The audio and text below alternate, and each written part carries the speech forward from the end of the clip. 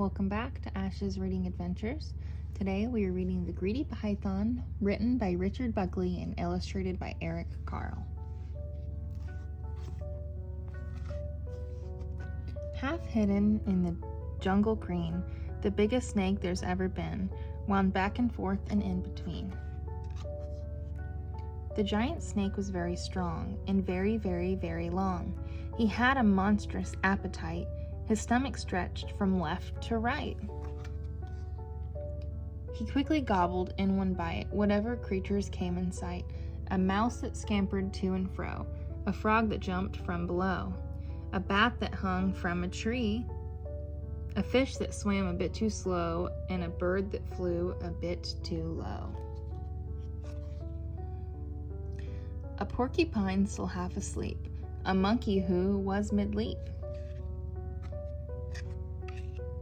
a leopard sitting in a tree, a buffalo who came to see. An elephant complete with trunk was swallowed in a single chunk. "I'm far too big to eat," he cried. "Oh, no you're not," the snake replied. At last the python's meal was done, and he lay resting in the sun. The animals inside his skin were making quite a dreadful din. And when they all began to kick, the snake began to feel quite sick. He coughed the whole lot up again, each one of them, and there were 10. 1, 2, 3, 4, 5, 6, 7, 8, 9, 10. He soon felt better, and what's more, was hungrier than just before. He hadn't learned a single thing. His greed was quite astonishing.